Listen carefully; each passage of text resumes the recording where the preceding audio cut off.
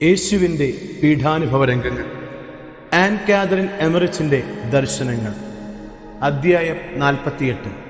പാതാളങ്ങളിൽ ഇറങ്ങിയ യേശു. കാൽവരിയിൽ ഉയർത്തപ്പെട്ട മരക്കുരിശിൽ തീവ്രവേദനയിൽ പുളയുന്ന ദൈവപുത്രൻ യേശു ഉച്ചത്തിൽ ഇപ്രകാരം നിലവിളിച്ചു പറഞ്ഞു. തൻ്റെ ജീവിതബലി പൂർത്തിയാക്കി. പിതാവേ, അങ്ങയുടെ കരങ്ങളിൽ എൻ്റെ ആത്മാവിനെ ഞാൻ സമർപ്പിക്കുന്നു. അവിടുത്തെ ആത്മാവ് ഉജ്ജ്വല പ്രകാശമുള്ള ഉൽക്കയുടെ രൂപത്തിൽ അനേകം മാലാഖമാരുടെ കൂടെ അകമ്പടിയോടെ ക്രൂശിതരു താഴെ ഭൂമിയുടെ ആഴങ്ങളിലേക്ക് തുളച്ചിറങ്ങുന്നത് ഞാൻ കണ്ടു. അവിടുത്തെ ദൈവിക സ്വഭാവം ആത്മാവിനോടെന്ന പോലെ അപ്പോഴും കുരിശിൽ കിടക്കുകയായി ശരീരത്തോടും ചേർന്നിരുന്നു. കാൽവരിയിലെ ആ ദിവ്യ ദൃശ്യം വ്യക്തമായി കാണുവാൻ എനിക്ക് കഴിഞ്ഞെങ്കിലും വിവരിക്കുവാൻ ഞാൻ അശക്തയാണ്. യേശുവിൻ്റെ ആത്മാവ് പ്രവേശിച്ച ആ സ്ഥലം 3 ഭാഗങ്ങളായി തിരിച്ചിരുന്നു. 3 ലോകങ്ങളായി അവ എനിക്ക് അനുഭവപ്പെട്ടു. വൃത്താകൃതിയിലുള്ള ഇവ ഓരോന്നും പ്രത്യേകം വേർതിരിക്കപ്പെട്ടിരുന്നു. ലിംബോ എന്നറിയപ്പെടുന്ന സ്ഥലത്തിനു നേരെ എതിർവശത്ത് വളരെ മനോഹരവും പ്രഭാപൂരിതവുമായ ഒരു സ്ഥലം ഞാൻ കണ്ടു. പുഷ്പങ്ങൾ നിറഞ്ഞതും മൃദുവായ കുളിർക്കാറ്റ് വീശിക്കൊണ്ടിരുന്നതുമായ ഈ പ്രദേശം ശുദ്ധീകരണ സ്ഥലത്തു നിന്ന് മോചിപ്പിക്കപ്പെട്ടവരും സ്വർഗത്തിലേക്ക് പ്രവേശിക്കപ്പെടാത്തവരുമായ ആത്മാക്കളുടെ സങ്കേതമായിരുന്നു. രക്ഷ പ്രതീക്ഷിച്ചു കഴിയുന്ന ആത്മാക്കളുടെ സങ്കേതമായ ലിംബോ പല ഭാഗങ്ങളായി തിരിക്കപ്പെട്ടതും മൂടൽമഞ്ഞ് ആവരണം ചെയ്തതുമായിരുന്നു. കാൽവരിയിൽ മരണത്തെ കീഴടക്കിയ യേശു മാലാഖമാരുടെ അകമ്പടിയോടെ അവിടെ പ്രത്യക്ഷപ്പെട്ടു. അവർ വിജയാരവങ്ങളോടെ സ്തുതി പാടിക്കൊണ്ട് അവിടുത്തെ അനുഗമിച്ചു. അബ്രാഹത്തിന് മുൻപ് ജീവിച്ചിരിക്കുന്നവരും അബ്രാഹം മുതൽ സ്നാപയോഹന്നാൻ വരെയുള്ളവരും ഇരുവശങ്ങളായി അണിനിരന്നു. ഈ ആത്മാക്കളിൽ സന്തോഷത്തിന്റെയും പ്രത്യാശയുടെയും വികാരങ്ങൾ നിറഞ്ഞു നിന്നു. ആഹ്ലാദം പ്രസരിക്കാത്തതായി ഒരിടം പോലും ഉണ്ടായിരുന്നില്ല. യേശു സഞ്ചരിച്ചപ്പോൾ മന്ദമാരുതനായി, മിന്നൽപ്പിടരായി, ജീവദായകമായ ഹിമവർഷമായി അനുഭവപ്പെട്ടു. പൂർവ്വപിതാക്കളുടെയിലൂടെ ആദിപിതാവ് ആദത്തിന്റെയും ആദ്യമാതാവ് ഹവ്വയുടെയും അടുത്തത് സംസാരിച്ചു. ആനന്ദത്താൽ മതിമറന്ന അവർ നിലത്ത് കമിഴ്ന്നു വീണ് ആരാധിച്ച ശേഷം മാലാഖമാരോട് ചേർന്ന് അവിടുത്തെ അനുഗമിച്ച് അബ്രാഹത്തിന് മുൻപുള്ളവർ വസിച്ചിരുന്ന ഇടതുവശത്തെ ശാലയിലെത്തി. ഇത് ശുദ്ധീകരണ സ്ഥലം തന്നെയായിരുന്നു. വാതിലുകൾ തുറക്കുക എന്ന് മാലാഖമാർ പറയുന്നത് ഞാൻ കേട്ടു. ദുഷ്ടാരൂപികൾ ചുറ്റി നടന്ന് ഉത്കണ്ഠയും ഭയവും ജനിപ്പിക്കാൻ ശ്രമിച്ചുകൊണ്ടിരുന്നു. യേശു വിജയശ്രീലാളിതനായി അകത്ത് പ്രവേശിച്ചപ്പോൾ ഇപ്രകാരം നിലവിളിച്ചുകൊണ്ട് പറഞ്ഞുകൊണ്ട് അവ ചിതറി പറഞ്ഞുപോയി. നീയും ഞങ്ങളും തമ്മിൽ എന്ത് ബന്ധം? ഇവിടെ എന്ത് ചെയ്യുവാൻ പോകുന്നു? ഞങ്ങളെ ഇനിയും പീഡിപ്പിക്കുവാനോ? എന്നാൽ പിശാചുകളെ മാലാഖമാർ ബന്ധിച്ചു. ഇവിടെ കഴിഞ്ഞുകൂടേണ്ടി വന്ന ആത്മാക്കൾക്ക് യേശുവിന്റെ സാന്നിധ്യത്തെക്കുറിച്ച് നേരിയതും അവ്യക്തവുമായ അവബോധം മാത്രമേ ഉണ്ടായിരുന്നു. എന്നാൽ യേശുവിനെ വെളിപ്പെടുത്തിയ ആ നിമിഷം അവർ ആഹ്ലാദഭരിതരായി ആനന്ദാരവങ്ങൾ മുഴക്കി സ്തുതിഗീതങ്ങൾ ആലപിച്ച് അവിടുത്തെ സ്വാഗതം ചെയ്തു. വലതുവശത്തേക്ക് തിരിഞ്ഞ് യേശു യഥാർത്ഥ ലിംബോയിലേക്ക് പ്രവേശിച്ചു. നല്ല കള്ളൻ ഡിസ്മാസിന്റെ ആത്മാവിനെ മാലാഖമാർ അബ്രാഹത്തിന് വഴിയിലേക്ക് വഹിച്ചുകൊണ്ടുവരുന്നു. അപരൻ ജസ്മാസിന്റെ ആത്മാവ് പിശാചുകൾ നരകത്തിലേക്ക് വലിച്ചുകൊണ്ടു പോകുന്നത് കണ്ടു. എന്നാൽ 2 പേരോടും ഏതാനും വാക്കുകൾ അവർ സംസാരിച്ചു. യേശുനാഥൻ അനേകം മാലാഖമാരോടും വിശുദ്ധാത്മാക്കളോടും കൂടെ അബ്രാഹത്തിന്റെ വഴിയിൽ പ്രവേശിച്ചു. ഇതിൽ ഗബ്രിയേൽ മാലാഖയെ തിരിച്ചറിയാൻ കഴിഞ്ഞു. അവരോടൊപ്പം ബന്ധിതരായ നിലയിൽ അനേകം അശുദ്ധാത്മാക്കളും ഉണ്ടായിരുന്നു. ഈ സ്ഥലം മറ്റുള്ളവയേക്കാൾ ഉന്നതമായി എനിക്ക് അനുഭവപ്പെട്ടു. കാരണം ശവക്കല്ലറയിൽ കഴിഞ്ഞ ഒരാൾ പെട്ടെന്ന് ദേവാലയത്തിനകത്തേക്ക് ആനയിക്കപ്പെടുന്നത് പോലെ ഇവിടം എനിക്ക് അനുഭവപ്പെട്ടു. ബന്ധിതരായി ആനയിക്കപ്പെട്ട പിശാചുകൾ അകത്ത് പ്രവേശിക്കുന്നതിന് വൈമനസ്യം കാണിക്കുകയും എതിർത്ത് നിൽക്കുകയും ചെയ്തു. എന്നാൽ മാലാഖമാർ അവരെ നിർബന്ധപൂർവ്വം മുന്നോട്ട് നയിച്ചു. യേശുവിന്റെ മുൻപ് ജീവിച്ചിരുന്ന മുരിമാന്മാരായ എല്ലാ പിതാക്കന്മാരും അവിടെ സമ്മേളിച്ചിരുന്നു. ഇടതുവശത്ത് മോശ, ന്യായാധിപന്മാർ, രാജാക്കന്മാർ എന്നിവരും വലതുവശത്ത് യോവാക്കീം, അന്ന, ജോസഫ്, സക്കറിയ, എലിസബത്ത്, ജോൺ എന്നിങ്ങനെ കർത്താവിന്റെ പൂർവികരും അടുത്ത ബന്ധത്തിലുള്ളവരും ആയിരുന്നു. കർത്താവിനെ കാണുവാൻ പ്രതീക്ഷാപൂർവം കാത്തവരിൽ പ്രവാചകന്മാരും ഉണ്ടായിരുന്നു. പിതാവിന്റെ വാഗ്ദാനം പൂർത്തീകരിക്കപ്പെട്ട് കാണുന്നതിനുള്ള തീവ്രമായ ആഗ്രഹവും കാത്തിരിപ്പും മാത്രമായിരുന്നു അവർ അനുഭവിച്ചിരുന്ന ഏക അസ്വസ്ഥത. നമ്മുടെ കർത്താവ് ഉള്ളിൽ പ്രവേശിച്ചപ്പോൾ വാഗ്ദാനം പൂർത്തീകരിക്കപ്പെട്ടതിനുള്ള അനന്തിയുടെയും കൃതജ്ഞതയുടെയും ഗാനങ്ങൾ ആലപിച്ച് അവർ യേശുവിനെ അഭിവാദനം ചെയ്ത് സാഷ്ടാംഗം പ്രണമിച്ച് ആരാധിച്ചു.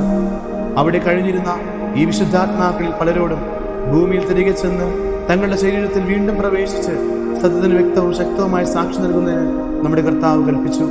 ഈ സമയത്താണ് ജെറുസലേമിൽ ധാരാളം പേർ തങ്ങളുടെ ശവകുടീരങ്ങൾ വിട്ടു പുറത്തു വന്നത്. മരിച്ച് ഉദ്ധാനം ചെയ്തവരെ പോലെയല്ല, ദൈവിക ശക്തിയാൽ എന്നെ പോലെ അവർ മുമ്പോട്ട് ചലിക്കുകയായിരുന്നു. ഏൽപ്പിച്ച ദൗത്യം പൂർത്തീകരിച്ചു കഴിഞ്ഞപ്പോൾ സ്വീകരിച്ച ശരീരം അവർ ഉപേക്ഷിച്ചു. അവിടേക്ക് വലിച്ചു കൊണ്ടുവരപ്പെട്ട പിശാചുകൾ ലജ്ജയോടെ തങ്ങളുടെ പരാജയം ഏറ്റുപറയാൻ നിർബന്ധിതരായി.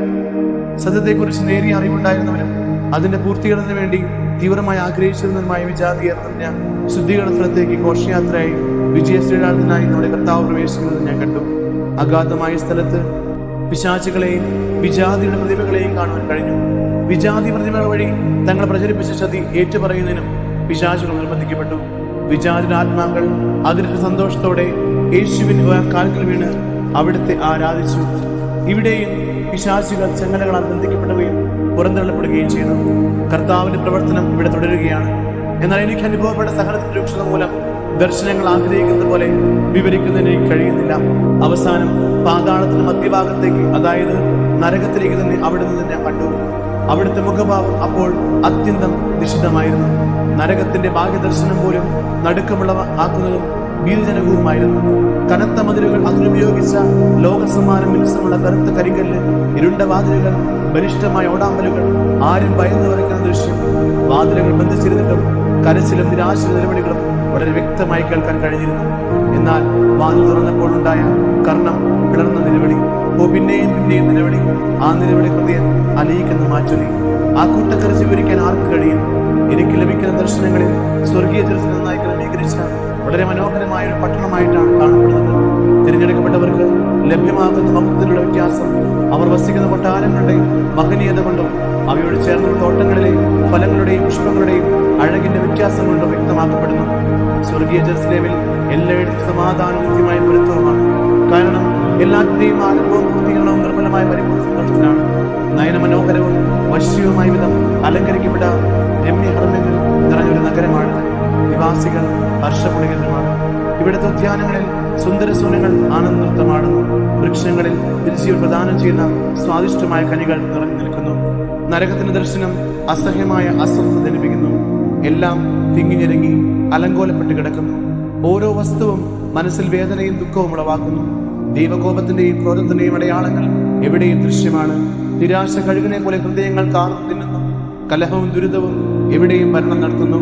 നരകമാകുന്ന പട്ടണത്തിൽ ഇരുട്ടറകളും അന്ധകാരം നിറഞ്ഞ ഗുഹകളും ഭയാനകമായ മരുഭൂമികൾ സങ്കല്പിക്കുവാൻ കഴിയുന്ന എല്ലാത്തരം വിഷജീവികളും അറപ്പും വെറുപ്പും ഉളവാക്കുന്ന ഇഴജന്തുക്കളും നിറഞ്ഞ് ദുർഗന്ധം വമിക്കുന്ന ചതുപ്പു നിലങ്ങളും അല്ലാതെ മറ്റൊന്നും കാണുവാനുണ്ടായിരുന്നില്ല. സ്വർഗത്തിൽ വിശുദ്ധരുടെ സമാധാനപൂർണ്ണമായ കൂട്ടായ്മയും സന്തോഷവും കാണുന്നു. നരകത്തിലാകട്ടെ നിരന്തരം കലഹവും ഭിന്നിപ്പും, സകലവിധ പാപങ്ങളും അഴിമതികളും ദൂഷണവും ഏറ്റവും ഹീനമായ രൂപത്തിൽ പ്രത്യക്ഷപ്പെടുന്നു. അവ കഠിനമായ പീഡനങ്ങളിലൂടെ വെളിപ്പെടുത്തപ്പെടുന്നു. ഈ ശോകനഗരിയിൽ കാണുന്നതെല്ലാം മനസ്സിൽ ഭയം നിറയ്ക്കും. ആരുടെയും ആശ്വാസവാക്ക് കേൾക്കാനായില്ല. സ്വാതന്ത്ര്യമരുളുന്ന ഒരാശയവും സ്വീകരിക്കപ്പെടുന്നുമില്ല.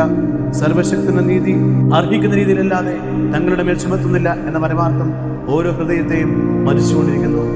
ലോകത്തിൽ ധരിച്ചിരുന്ന മുഖംമൂടി നോക്കി തിന്മ അതിന്റെ ഭീകരവും അറപ്പുള്ളതുമായ രൂപം വെളിപ്പെടുത്തുന്നു. തന്നെ താലോലിക്കുകയും വളർത്തുകയും ചെയ്തവരും തന്നെ ഈ നാരകീയ സർപ്പം വിഴുങ്ങുന്നു. നരകം തീവ്രവേദനയുടെയും നിരാശയുടെയും ഇരുണ്ട ആലയം. ദൈവരാജ്യം സമാധാനത്തിന്റെ സന്തോഷത്തിന്റെ ഭവനം. കാഴ്ചയിൽ വളരെ എളുപ്പം ഇത് ബോധ്യമാകും. എന്നാൽ ഇത് വിശദീകരിക്കുക അസാധ്യം എന്ന് തന്നെ വീണ്ടും പറയേണ്ടിയിരിക്കുന്നു. നരകത്തിന്റെ കവാടങ്ങൾ മാലാഖമാർ തള്ളി തുറന്നപ്പോൾ നിരാശ നിറഞ്ഞ വിലാപങ്ങളുടെയും ശാപവാക്കുകളുടെയും ആണയുടെയും ശബ്ദം ഇടിമുഴക്കം പോലെ ഉച്ചത്തിലായി. ഈ രംഗം സങ്കല്പിക്കാൻ പോലും അസാധ്യം. യേശുനാഥൻ യൂദാസിന്റെ ആത്മാവോട് സംസാരിച്ചു. യേശുവിനെ ഏറ്റുപറയുന്നതിനും ആരാധിക്കുന്നതിനും മാലാഖമാർ പിശാചുകൾ നിർബന്ധിച്ചു. ഇത്തരത്തിലുള്ള എളിമപ്പെടുത്തുന്നതിനേക്കാൾ ഭീകര പീഡനങ്ങൾ അവർ കൂടുതൽ ഇഷ്ടപ്പെടുമായിരുന്നു.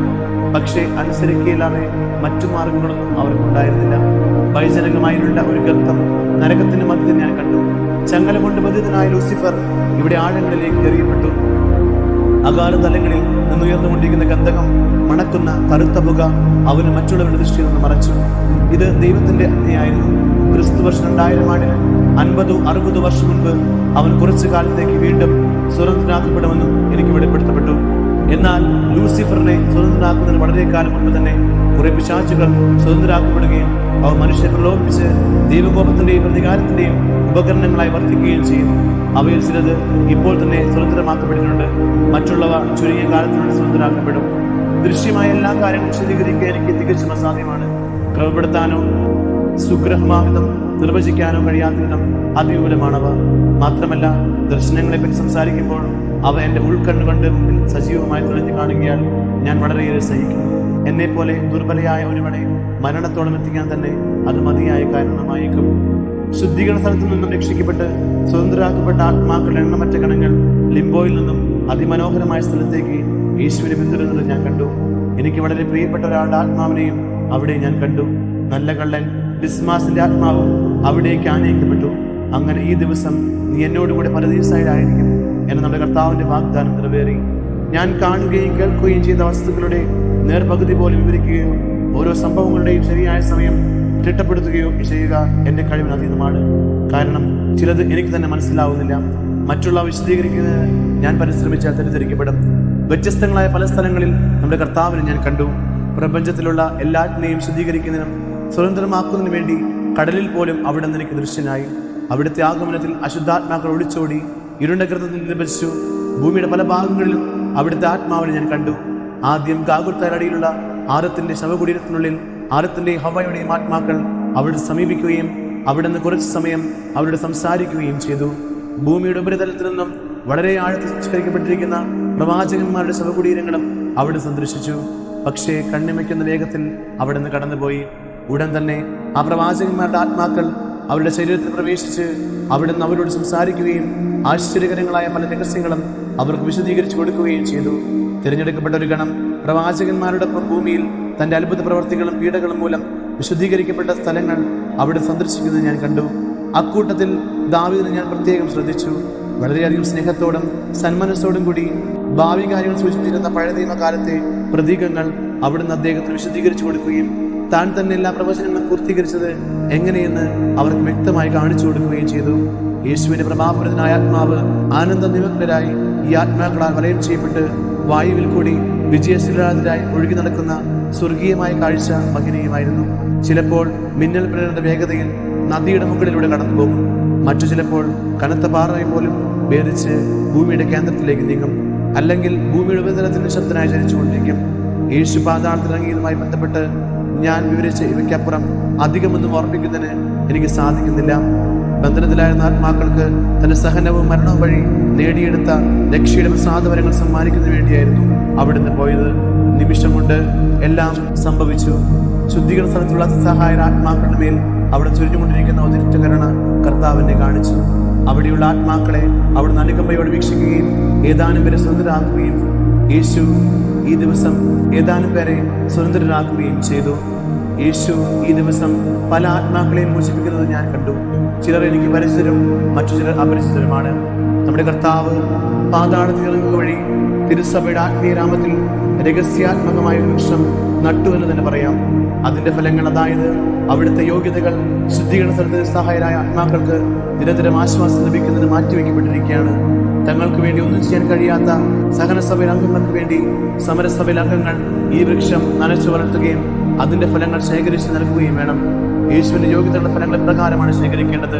അവയുടെ ഓഹരി ലഭിക്കുന്നതിന് നാം ആഗ്രഹിക്കുന്നെങ്കിൽ അവനോട് കൂടി അധ്വാനിച്ച് നെറ്റിയിൽ വിയർപ്പുകൊണ്ട് സമ്പാദിക്കണം. കർത്താവ് നമുക്ക് വേണ്ടി ചരിത്രത്തിൽ ചെയ്തവയെല്ലാം നിത്യജീവന് വേണ്ടി ഫലങ്ങൾ പുറപ്പെടുവിക്കും. എന്നാൽ ഈ ഫലങ്ങൾ യഥാകാലം ശേഖരിക്കാതിരുന്നാൽ അവ നമുക്കുണ്ടായിരിക്കുകയില്ല. തിരുസഭാ മാതാവ് ഏറ്റവും വിവേകമതിയും ശ്രദ്ധയുമുള്ളവളാണ്. ആരാധന മത്സരം അതിവിശിഷ്ടവും മനോഹരമായ ഒരു തോട്ടമാണ്. ഇതിൽ നിത്യജീവിതത്തിന് വേണ്ട എല്ലാ ഫലങ്ങളും സംഭരിക്കപ്പെട്ടിരിക്കുന്നു. അവയെ നാം യഥാസമയം ഉപയോഗിക്കണം.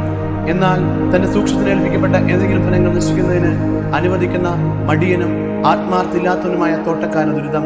വിശക്കുന്നവർക്ക് ആഹാരവും ക്ഷീണിതന് ശക്തിയും രോഗിക്ക് ആരോഗ്യവും നൽകുന്ന വരപ്രസാദങ്ങൾ വേണ്ട വിധത്തിൽ കൈകാര്യം ചെയ്യുവാൻ ശ്രദ്ധിക്കുന്നില്ലെങ്കിൽ അവന് ദുരിതം. ഒരു ദിവസം തോട്ടത്തിന്റെ ഉടമ ഓരോ വൃക്ഷത്തെയും കുറിച്ച് മാത്രമല്ല അതിന്റെ ഫലങ്ങളെ കുറിച്ചും കൃത്യമായ കണക്ക് ആവശ്യപ്പെടും.